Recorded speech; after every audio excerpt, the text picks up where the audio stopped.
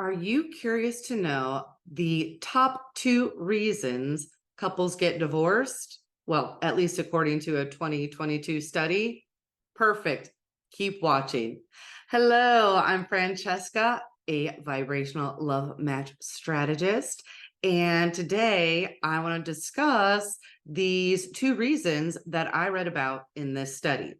And while this may be shocking to many people, to myself that has been working with clients for many, many years, and also watching friends and also dating myself, none of this is at all surprising or shocking.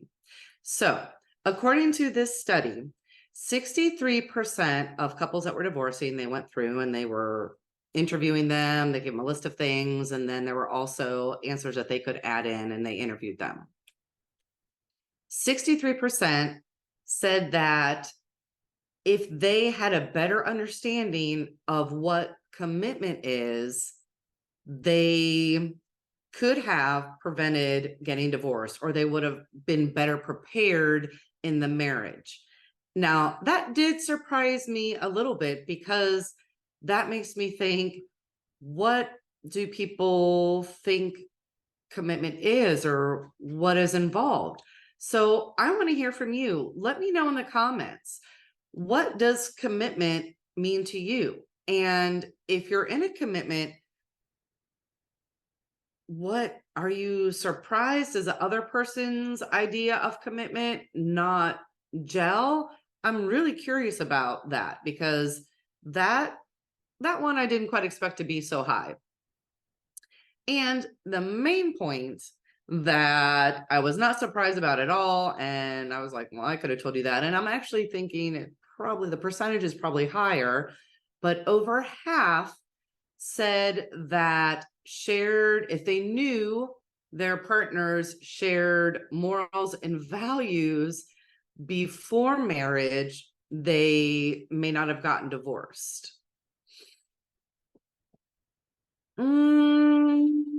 I'm actually going to call BS on that, because I think if the shared values, if you knew those ahead of time, if they didn't match, you shouldn't have gotten married. And so now they've gotten married and they've realized, oh, they don't mesh. So now they're getting divorced. And there's absolutely no shame, no judgment at all. But what I have found in working with people is many times people get married for the wrong reasons. And I've had plenty of people say, well, what are those reasons? Or what are the right reasons? And those are videos for other days. So if you haven't already done so, click subscribe. I would greatly appreciate it. Make sure you hit that notification bell so that you are notified every time a video drops. So, as I was saying, people get married for not necessarily the best reasons or the best intentions. And some of these may be subconscious. They're just not aware. They're getting married because it's the right time, or a whole slew of other things that I can get into later. And so this is why I love what I do, and why I describe myself as a vibrational love match strategist. Because if you can pull in the ideal partner, and the ideal partner for you is going to be different than it was for your mom, your dad, your brother, your sister, your friend, your brother, your cousin, doesn't matter, for any celebrity you watch or anything, it is going to be unique to you, because it is going to be those qualities that you have and the other person has. So I'll just give an example from my own life. I dated this guy, oh goodness, it's been close to 20 years now. And I deeply value integrity. And in the beginning, you're excited because you're in a relationship, woo, and there are things that you don't really see. But as we continue to date over time, I began to see that he didn't value integrity anywhere near the same degree that I did. And so, of course, guess what? Clashes occurred, which eventually led to the end of the relationship, because once again, you can't value something so strongly and have something that it's not even in like their top 10% of value. So that's what I mean by the appropriate vibrational match. If you get in relationship with the appropriate vibrational match, then your odds for divorce are going to greatly, greatly decrease because you're operating the same level and you're going to work together. So if you don't have that, there are a lot of battles. There's a lot of ground that you have to cover. I'm not saying that it can't work. Hear me out.